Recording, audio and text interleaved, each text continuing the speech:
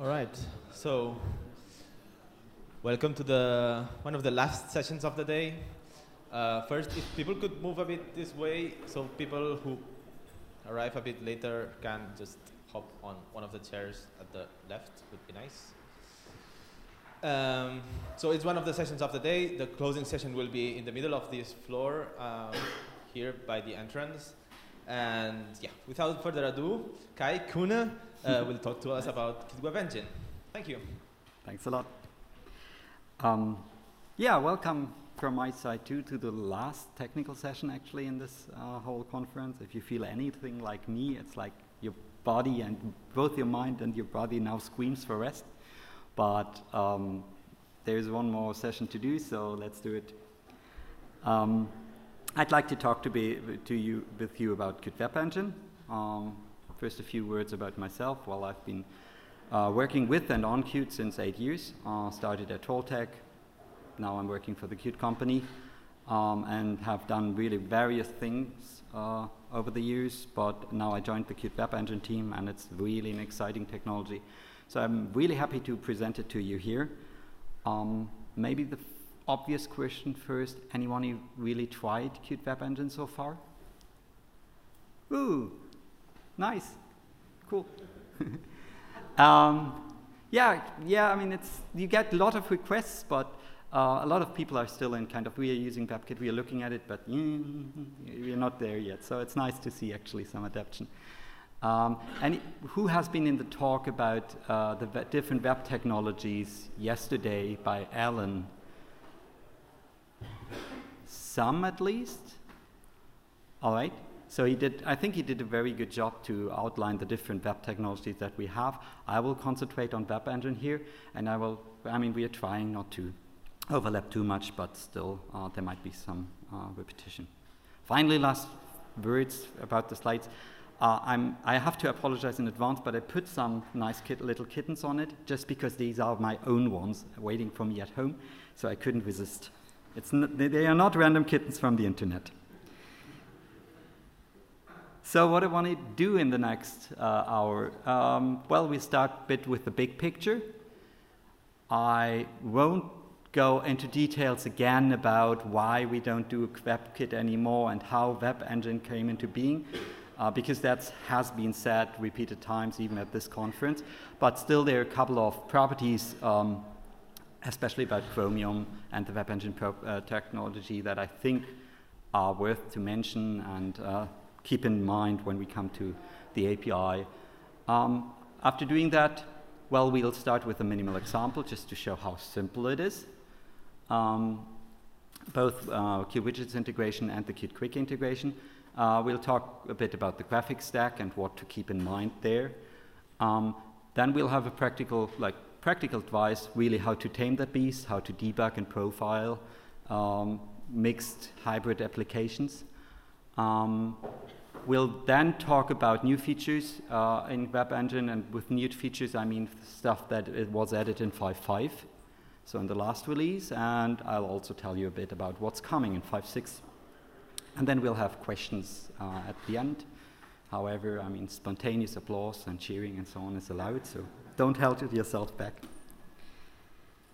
Cool. The big picture, yeah. Qt WebEngine kind of in a nutshell. It's built on top of Chromium. Chromium being an open source project mainly driven by Google to actually help them create their Chrome browser. We introduced it in 5.4. There has been a pre-release version for Qt for device creation actually with 5.3, but it's kind of official and binary compatible and whatnot with 5.4. And the platforms that we are targeting right now is Windows, OS X, Linux, and Qt for device creation, which is Qt, well, Linux for embedded, sort of. Some caveat. So Chromium upstream has a way more modern approach and decides that, for instance, anything other than Visual Studio 2013 is not worth to support, and we adopted this policy just to keep the patches under control. So right now only Visual Studio 2013 is supported on Windows. On OS X and Linux, I think it's GCC 4.7, and it's not that much of a problem, at least on Linux and OS X, but for Windows users, it might be a surprise.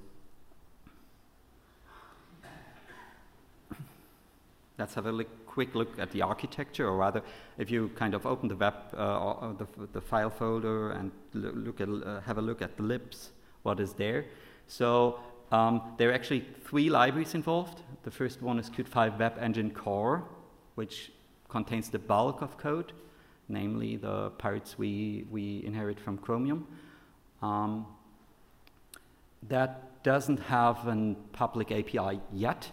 It will have a public API in 5.6, but so far the integration is done via Qt WebEngine library and the Qt WebEngine widgets library. So the Qt WebEngine library is for the Qt Quick integration, Qt Quick 2, and Qt WebEngine widgets is, well, for widgets. Another thing to always keep in mind that is that Chromium and therefore Qt WebEngine also is multi-process by design.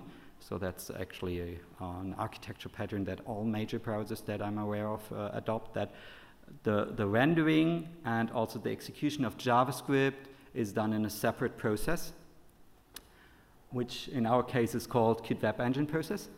So that's an executable, it's that you just have to ship with your application if you bundle Qt. And then there is some IPC going on between the processes, but that helps both for safety and for reliability, because, yeah, well, if it crashes, you can restart it. All right. I have been depicting Chromium here in the blue box, and you might make the mistake that this is anyway like the real sizes. It isn't. So that's actually something I stole from the last year's presentation, because it just, for me, it was quite impressive. So that's the output of a tool that just counts source code lines. Take the numbers with a, well, bit of salt. I haven't really verified them, but the ballpark should be right. So if you just look at how many source lines are in Qt WebEngine, it's well over 9 million lines of code. That's huge, by any means, I think. So compared to, I don't know, QtBase, which contains a couple of really important libraries for Qt, so the core ones, and Qt Network and QWidget and whatnot, that's over 2 million lines of code. So that's way longer than, way bigger than QtBase, and it also explains why it takes ages to compile, by the way. But anyway, and then if you check out where is actually the code and by directories, you will see that the bulk, the huge chunk of it is in source third party, which again is Chromium. So third party is Chromium for us. So you'll see that Chrome is a really big project in Chromium. Sorry. Another thing I'd like to show you is something about release schedules. I don't want to go too much into detail because this slide has been shown yesterday too. But what you'll see here is kind of 1 year. So these are months. And you see the Qt releases. So we are aiming and also delivering a very solid 2 releases per year schedule, which is nice. But Chrome, and therefore Chromium, has a very different one. They actually ship a new release of their browser every 6 weeks, give or take a couple of days. What's more, they don't care about older versions anymore because they have one current version out there. So when they have, for 4 in the field, and there is a security issue or something, they will fix it in 4.4. They won't backport anything to 4.3 because that's kind of, out of their minds already. So, yeah, I mean, this is a challenge, I have to say. It might be a challenge for you if you really decide to directly use Chromium. I can tell you what we do in Qt WebEngine, and that is we are backporting fixes. So we decide at one point which Chrome release we want to use in a specific Qt release. So 5.4 or 5.5 will have, I think 5.6 will have 4.5, for instance. And then we don't update it anymore to keep it somewhat stable, but we will backport fixes. Another thing we are aiming to do, it's kind of, we aren't yet really ready to promise it like in a hard way, but what we are aiming at is that you can use newer Qt WebEngine versions and compile it with older Qt libraries. So for instance, you can right now take the latest stuff in Qt WebEngine, what will be 5.6 at one point, and compile it with the rest of the Qt libraries with 5.5. Why is that interesting? Because then you aren't forced to instantly update your whole application and every Qt library when you decide that you have to update. So that's two things we do to kind of mitigate that problem in WebEngine. So with this in mind, you know, the sheer size of the thing and the pretty aggressive release schedule, the kitten analogy that I kind of implied by the title and the pictures doesn't really cut it, and your mental image should be more like this. Anyone knows who that is? He-Man. Yeah, He-Man, hero of my childhood. So, enough talk. So let's have a look at a minimal example.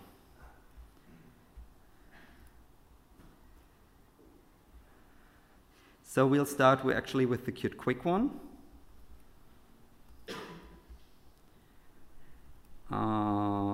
First, maybe the main.cpp. I hope you can read that. I can also make it a bit bigger. No, I can't right now. There we go. So, yeah, the Qt Quick one. So this is kind of the minimal thing you can do. And if you have ever written a Qt Quick application, it should look pretty familiar, except maybe for one line, which is that one.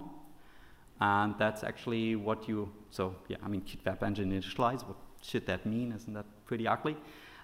Well, what it actually does, and I think we will find a way to do it better in future, but for so far you have to insert this line, is that it will make sure that the OpenGL context can be shared between processes. You remember that we have a multi-process architecture and that the renderer process is separate from the GUI process. Well, ideally, they should share the same context so that you don't have to use IPC to, I don't know, send images around, but that the textures and whatnot of the browser is uploaded via one process and can be kind of added by the other. So that's what you have to do in the Qt Quick case. Now let's look at main.qml, which is loaded. That's actually pretty simple too. So yeah, I mean, we have a top-level window with width and height, and there you tell it that there should be a view which should fill the whole window, and it should load a specific page just to show you that it actually works. Here it goes.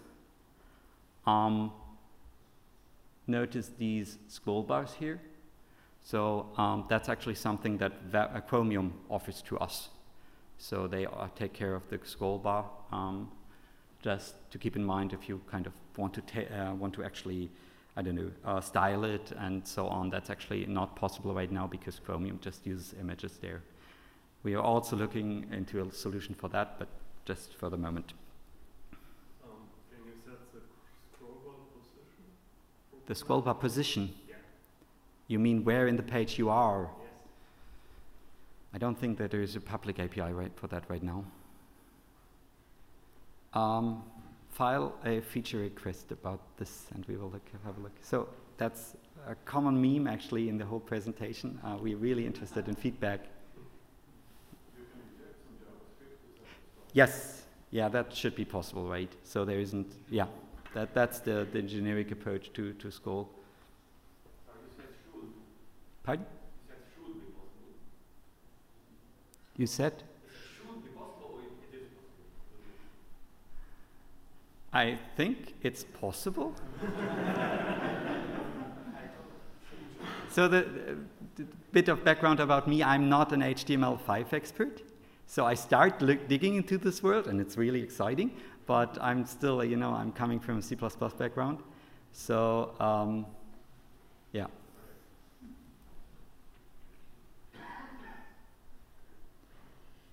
Okay, I actually wanted to show you the widget one too. Where is it? Minimal. Here you go. It's even easier there because we just have one file.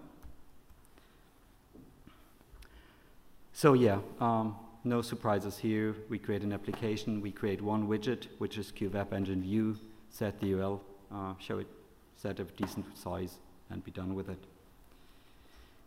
However, before running, I'd like to actually set an environment variable just to show some stuff, some show-off thing, which is QSG visualize overdraw.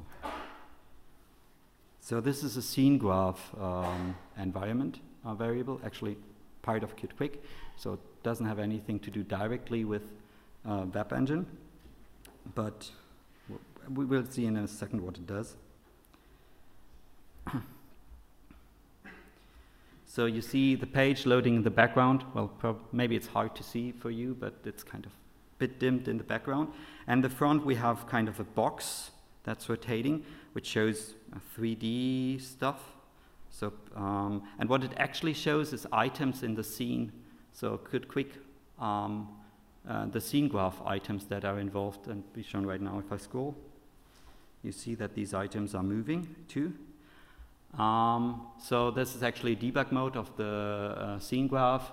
What it shows, so shortly the red ones are, so the green ones are opaque ones, and the red one items are translucent ones, and that's an easy way to see what actually is going on this in the Qt scene graph tree. Now there is probably two things you might wonder about.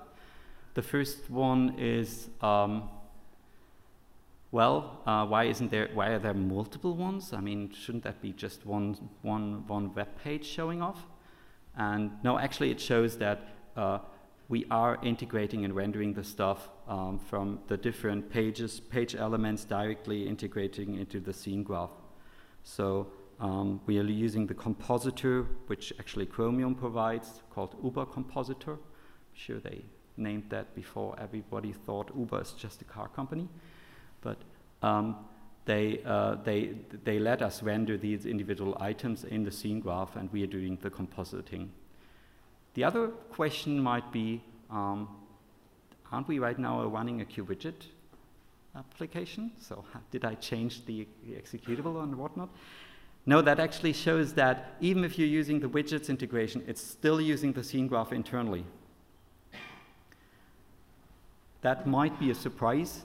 It's sort of an implementation detail because it just made it easier for us to integrate, because as you see, we have to do some kind of scene graph to integrate, and we didn't want to write our own one or base it on QGraphics View or something, but we just adopted the QtQuick 1.2 for the QWidget integration. But that also means, if you're a bit into that, that we have an OpenGL dependency. And that's actually a very important one.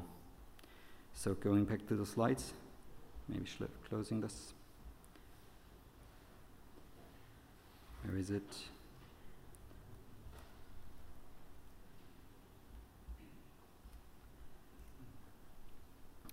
We need OpenGL. That is sometimes a problem on Windows because, yeah, well, Windows traditionally doesn't have that great OpenGL support. So there are a couple of ways to mitigate that. The first one is Angle, which is, if you've never heard about this before, it's kind of a wrapper that maps OpenGL on top of DirectX, which works surprisingly well, actually, but it doesn't allow multi-process access to the OpenGL context, which in turn means that because we have a multi-process architecture, we can't upload textures and so on directly from the rendering thread, but have to do kind of transfer bitmaps over IPC to the GUI process. So that doesn't perform. I mean, It depends on which pages you want to show, and it depends on the hardware and so on. But if you have a video that's stuttering and you just don't understand why you don't run it with 60 frames per second, that might be an explanation.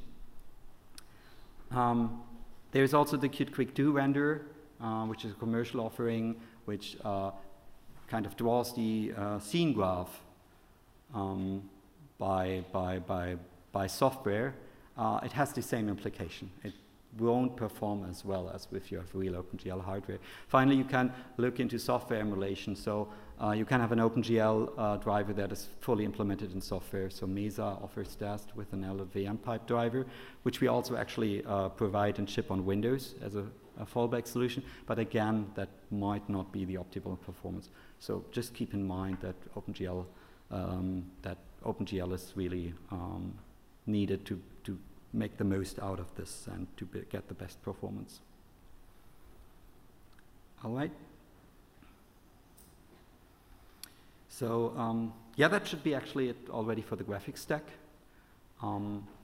Let's look a bit into debugging and profiling. The most basic way you debug usually is adding console output, QDebug, whatever you call it. And that's actually the case with WebEngine 2. And because it's just so common, I just want to show you how to do that. Let's open the right file. So this time we are actually not loading some arbitrary web page, but index.html, which I show you in a minute.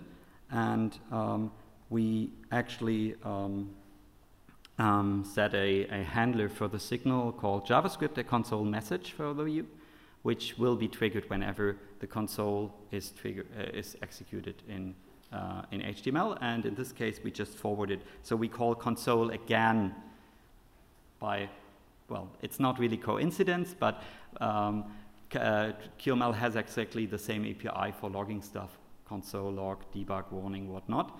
And in the Qt Quick and QML case, it's actually then again hardwired to QDebug. So you'll see it in the console. Quickly showing index.html. Well, that's a very simple program that just runs console log, and then I can show you that it works. Let's open application output first. And then you see that it'll end up in the console. So that's kind of what I do whenever I play around with the stuff, first setting this up, because yeah, it's the easiest way to actually inspect what's going on in the JavaScript land. You can do the same in QWidget. It's a tad more complicated right now because you have to subclass the page to override a virtual method.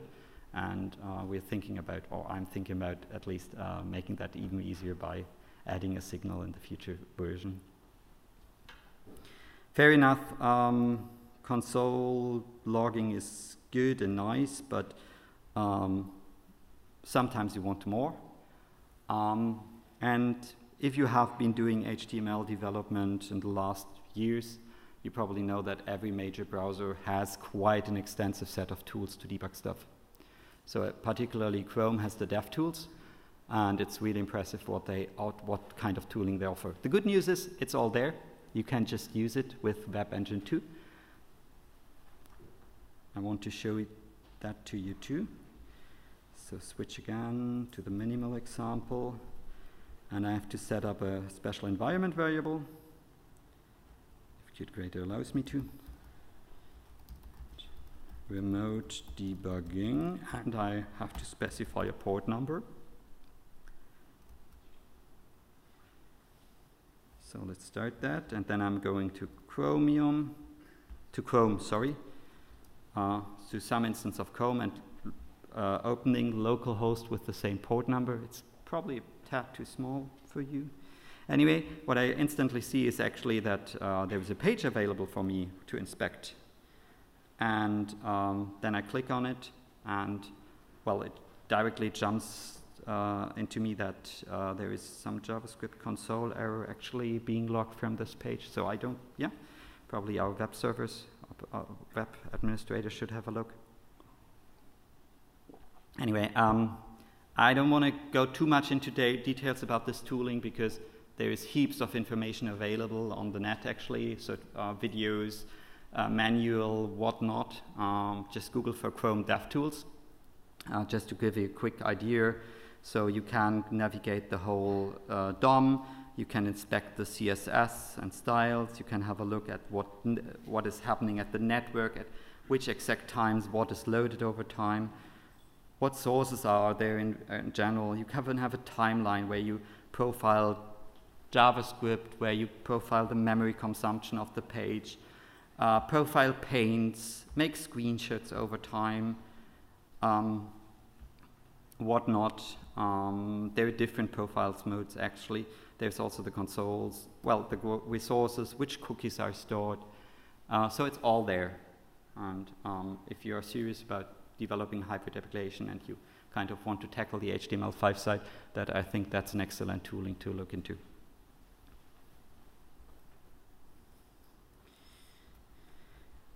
Great. What is more to say about debugging profiling? Not much more from my side, except that there is a couple of magic command line arguments, which is always nice to have, which actually come from Chromium. So if you Google for Chrome command line arguments or command line gist, you will get a page which lists, I'm sure, well over 100 different command line arguments that Chrome browser accepts. Not all of them are supported by Qt WebEngine, but some of them are, and it's really interesting to look into them and play with them. So I just listed a couple of them that are for general use. Well, first of all, you don't have to set this environment variable. Personally, I dislike environment variables because you always forget to unset them. So you can also have a command line argument telling the port to listen to. You can specify custom data there. So when testing that, things are done in a clean environment, there is an argument called single process. Remember that I said that Chrome always does multi-process? Well, there is this command line argument to deactivate it. You shouldn't probably use it right in production mode, but it is really helpful if you, for instance, really are having a crash and want to get a decent stack crash dump, then it's invaluable to try to reproduce it with this command line argument. There's handy stuff like show frames per second counter, which then just has a small overlay on the page showing the frames per second. So there's good stuff there. So with this, let's talk a bit about new features in 5.5.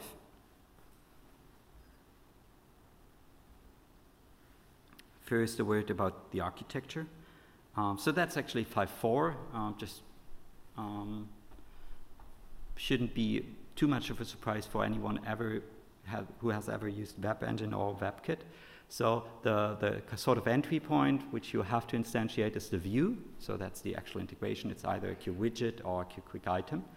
Then there is the page, which shares actually much of the API of the view. So sometimes can be a tad confusing, but the core idea here really is that the view is the visual representation while the page contains really the content.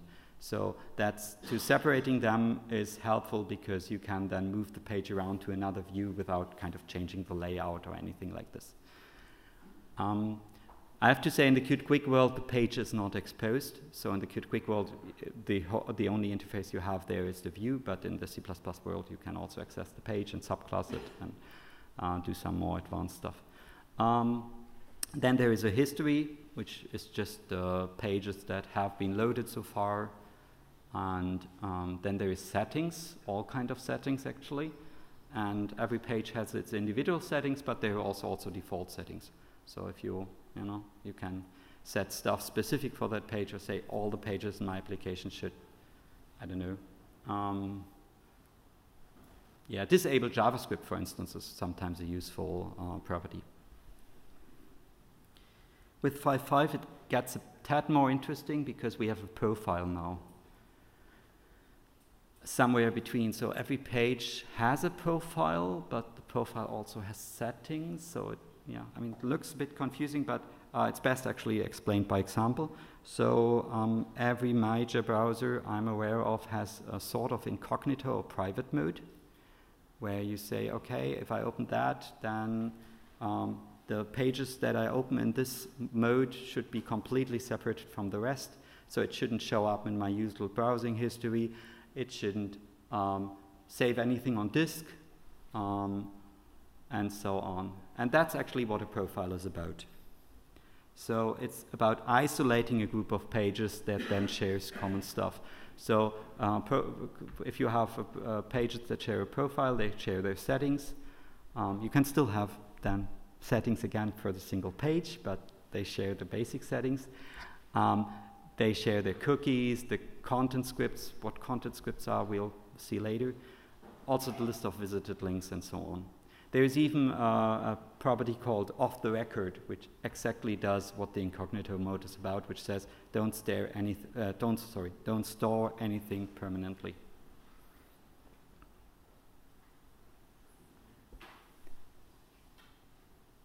All right, let's talk about something entirely different then, which is JavaScript injection. I mean, we introduced the theme already in the beginning. Bit of background, so if you have been using Qt WebKit, WebKit 1, so the Qt Widget integration, you probably know about the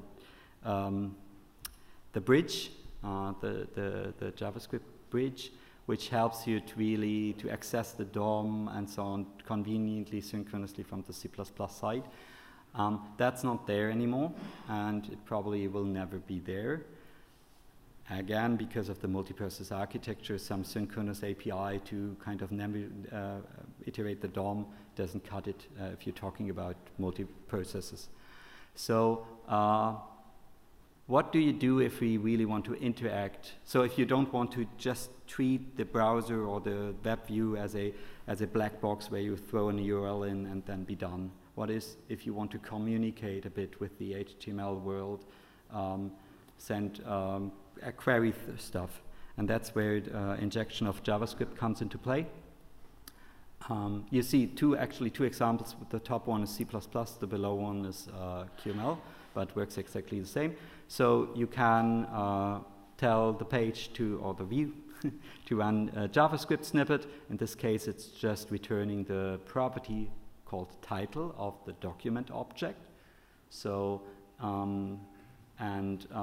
it will run, it will return, and when it's done and the result is available, we have provided a callback Lambda function or JavaScript function that gets the result, and yeah, well, we log it there.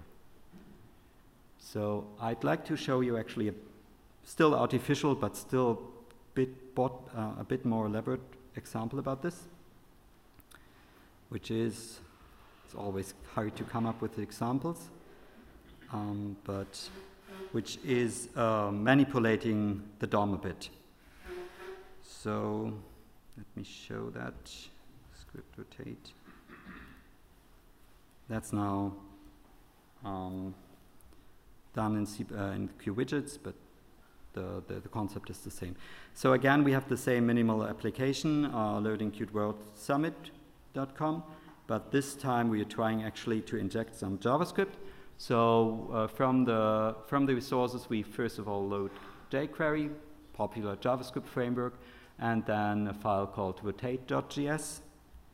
And well, the next block just opens these files, parses it so that the whole JavaScript is in source.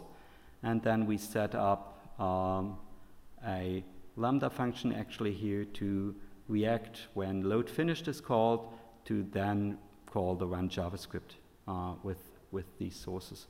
We don't provide a callback here because what rotate.js doesn't return anything. I can show that too.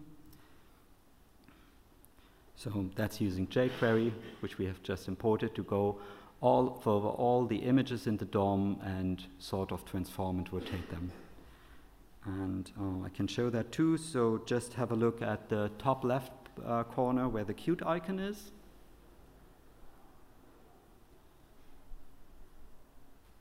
Did I launch it? No.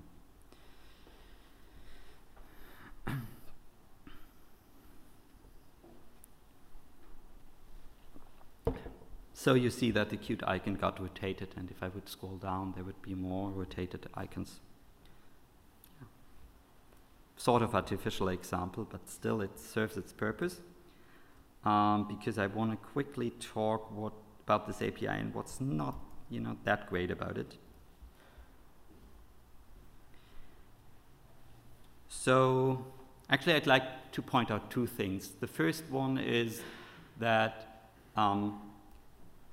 we had really to wait until load finished is executed. What would have happened if I just did that directly without the connect? Nothing. Well, the page would load without changing anything. Why? Because the DOM hasn't been constructed yet at this point. So there is no point trying to navigate the DOM because there is no DOM yet. So I had to kind of find the right place, the right time to inject this JavaScript. Fair enough. I mean, that's just something to keep in mind. The other thing, which is probably not that obvious, is that the JavaScript that we have been injecting shares the same context or world as the JavaScript that might be loaded by the page. So that means that, for instance, if this page would have also used jQuery, maybe in another version, we would have a nice conflict. So yeah, that's something to keep in mind and to improve, and that's what we actually did in 5.5. So there we added a more elaborate API, which is based on Chromium's content script extensions, because they had a very similar problem. They wanted to allow plugins to manipulate the DOM and the page and so on, but do that in a safe manner. And they also do that by injecting JavaScript. So what we have in 5.5 actually is something called QWebEngine script collection, which is, well, associated with page and the profile, which is just a container for different WebEngine scripts. And the thing about the WebEngine script objects is that they not only, well, they of course specify what script to run, so the content of the script, but they also you can also set the injection point for the script. And there are 3 ones right now, which is document creation, document ready, and deferred. Quickly, document creation is right on startup before the DOM is created. Document ready means the DOM is ready, but the page might not have finished loading yet, for instance, fetching images. And deferred is either after the page has been completely loaded or after a timeout of, I think, 500 milliseconds. So you can specify that. The other thing is you can also specify the world where this script should run in. And if you specify the main world, it's much the same like with the previous API, so it will run, it can share the same global context, JavaScript context, with the scripts running on the page. That might be what you want, but not necessarily. Or you can have a different application world. In all these worlds, you can access the DOM and manipulate it. So that's a way to also communicate if you want to. But you can't just set a global environment for a global JavaScript object, and it will magically appear in the others. And then there is a nice little property called run under subframes, which specifies whether the script should be executed for subframes too. So just to show you how that looks like. Well, actually, it's here. The very same example.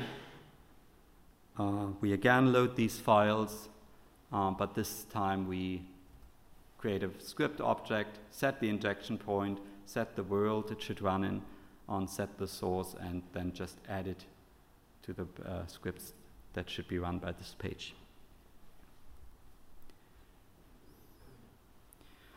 Okay. Oh, yeah. Sorry. Let's take a step back. One thing that isn't supported by this API, though, is a callback mechanism. So you remember previously we actually got a way to get notified when the result is available, whatever that means. That's not supported here. So what do we do there? I mean, just injecting stuff is a one-way street. So how do we get data, or how do we get data back from HTML to the to the C++ or QML world.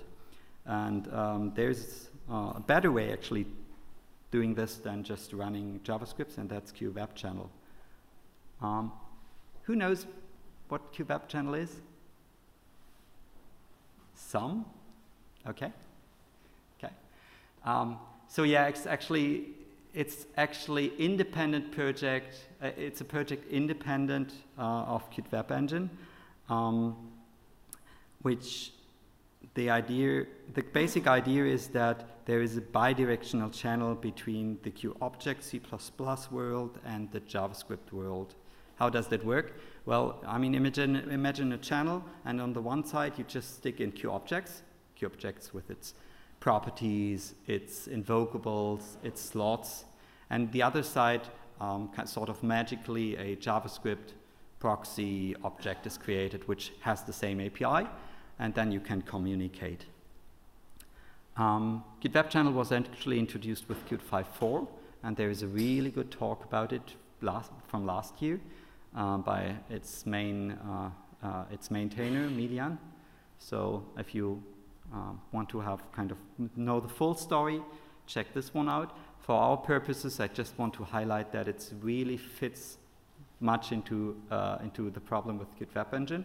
Why? Because it is designed to also perform well between processes or even over machines. So it's asynchronous where possible, which means, for instance, if a property changes, one is forwarded, but it's not that then the one side is blocked. It can just continue to run. It also supports different protocols underneath. The standard or the default implementation is using WebSockets, but because it's so handy, we actually added in Qt 5.5 a better mechanism for Qt WebEngine, which uses Chromium IPC internally. So that's really fast and performs well. I'd like to show you an example with with WebChannel 2, and this time I just took a Qt WebKit example and tried to rewrite it. And using Qt WebChannel. So I just quickly want to show you how that looks like.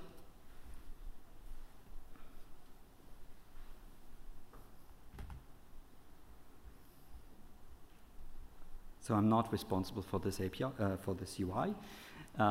It's historical, but the idea being that you have different pictures, and you can select them, and then you click Analyze, and then watch out for this section here. So what happens is that we actually tell C++ side about this, and then there is some very expensive secret algorithm working in C++ which calculates the mean values for the red, green, and blue of these images. So the idea is really to show how you can use sort of C++ integrate into an HTML site. So the first thing I'd like to show you is actually the QObject. I mean, I told you that you can stick kind of a QObject on the one side of the channel. So that's the QObject. We have properties, red, green, blue, and busy. We have a slot called start analysis, which just takes some list of images to analyze, actually. And we also have a signal called update progress, which tells us how many of these images has been processed. The algorithm isn't too interesting, so I'll skip that. I'd rather show you the setup code.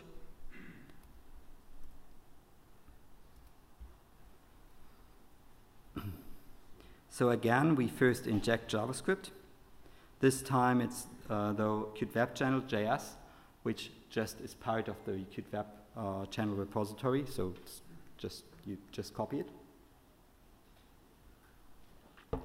And then there is image analyzer.js. Fair enough. We let that run or set it up that it will run when the page, the DOM has been finished.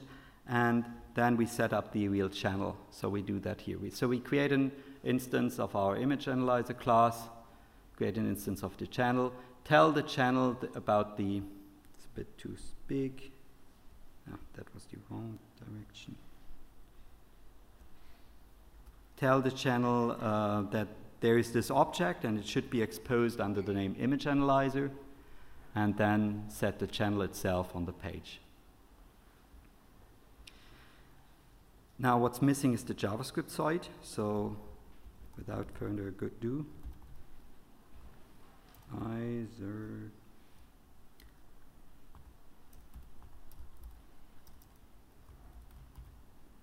it's not there. Why isn't it there? Sorry. Let's do it by clicking. So let's start at the bottom, because that's the matching setup code in JavaScript. So here we also create a channel object and tell it that this function should be called once the channel is available. And what we do here is kind of taking the image analyzer object, proxy object, storing it under the name image analyzer, connect to the signals, and be done. And there's of course also something that actually triggers the calculation. So let's move there. There's an analyze images function, which is connected to the button I pressed. And there we kind of collect all the images to analyze and then called image analyzer start analysis. So that's a very convenient and general purpose way to set up a channel between the C++ or QML and JavaScript world. Okay. Yeah, we've seen that. I know it's sort of a collection of stuff that I find interesting to tell you about, so it doesn't have necessarily a common theme. But I'd like to highlight actually that we support WebRTC. If you have been following the web world a bit, it's like WebRTC, yeah, no. For a time it seems like it's the best thing since sliced bread. But in the end, it's actually a common standard for secure P2P networking between different web browsers. And the most common example you want to use it for is actually some sort of audio-video chats system where you can just load a page and the camera is activated and you can do fancy stuff with that. So the JavaScript API is called Navigator WebKit Get User Media. I have to say that actually that was supported in 5.4 already, but we were missing some critical piece on the QML side, and that is that you want to ask the user first whether the page should be allowed to activate your camera. So and that was what we were missing, what we now have. So there is now an API which is ask the user, and then you can implement kind of a dialogue asking you want to share your video or not, and that's the setup. Similar to that, we also now support in Qt 5.5 geolocation, so that you can show a map. And I'd like to show that actually to you in an example how it really works, this time from the Qt Wikland. Location.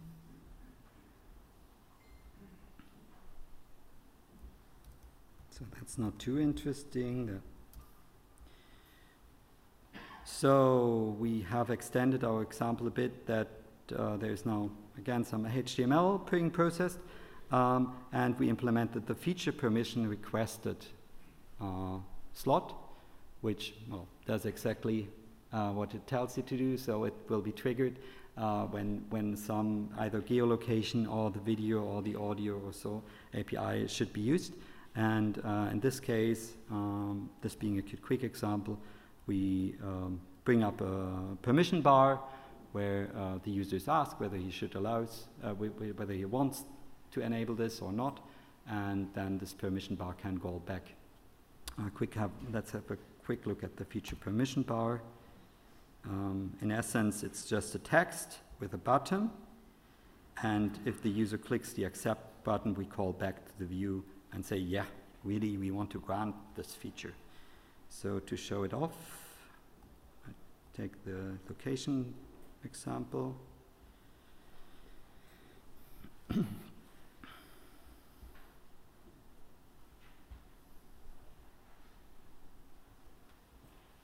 So the page actually tries to show a map, but first it asks for permission whether we really want to share our position, and we do. And then we use the Google Maps API to actually locate ourselves. I'm cheating a bit here because Qt Location doesn't support yet a backend for Windows desktop. So what I did is I've written a just a mock-up plugin in the background that returns always the same position. But on a mobile device, it would work just fine.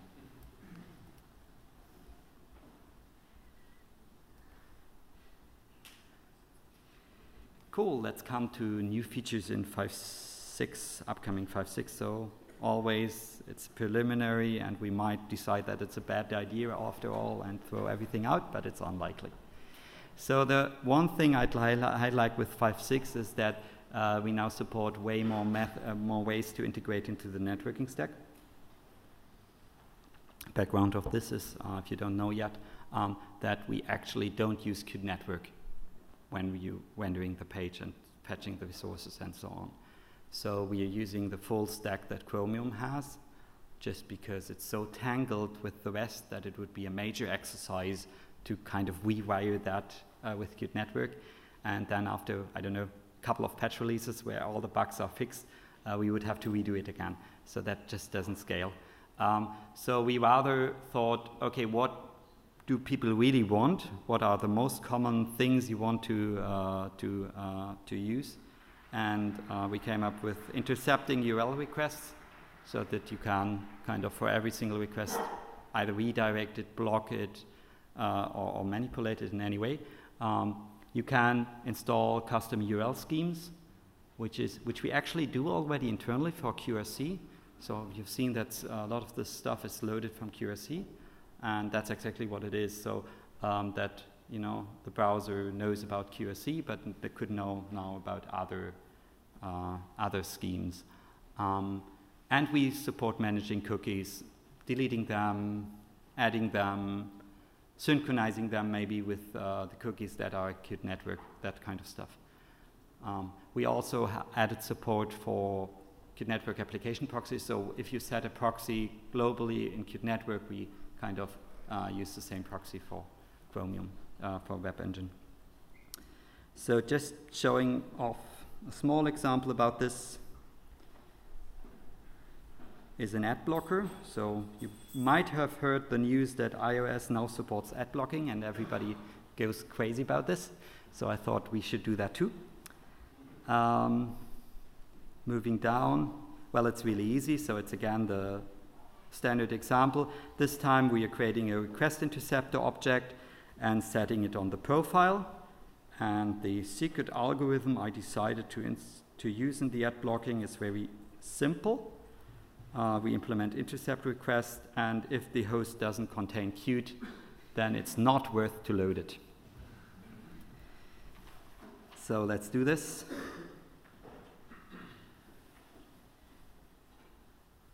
And, well, you see in the application output that we are actually blocking quite a lot. But the page still works. Yeah. Well, sort of. So some stuff doesn't work. And I can't, yeah, well, you can't do it anyway, but where is it? I can't go to Twitter now. So that's bad. Anyway, yeah, that's just an example. I'm sure you have better ideas how to do this and what to use it for. Which brings me nearly to the end, one of the last slides. Plugins, I'd like to mention that at least, that we can now support Adobe Flash. Isn't that exciting? So the rest of the world is vending it. No, the background is that we support the Pepper API now, and the Pepper API is the new, the Chromium endorsed API for plugins. And I think we are not 100% sure yet how the exact integration works, but Adobe Flash works. So let me wrap up a bit. The things you should keep in mind is, yeah, you should really look into, or you need decent OpenGL for optimal performance. Again, depending on what you want to render and how good your CPU is, but for embedded stuff, it's certainly necessary. For debugging, yeah, I showed you how to use the console API and use the dev tools. A few words about some sort of general advice. I only showed off kind of the stuff that we added from our side, but every single Qt version also adds a new Chromium release, and in every Chromium release there is new stuff in the HTML5 world too. So it's anyway a good idea if you are really into this to follow the Chromium news too. Sometimes you have to kind of find out a bit whether it applies to Qt WebEngine too, but often not it does. Finally, I'm more than happy if you would share with us what you actually want and what you miss and what are kind of your use cases are and stories, because that's always good to know, so that we can exactly add the features you are after, or that we think you are after. Let's put it this way. Cool. That should be it.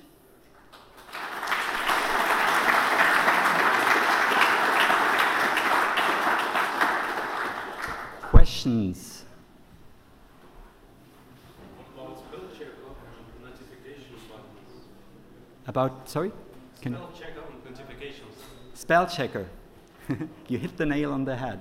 Yeah, we're looking into it. So someone really is looking into spell checker right now.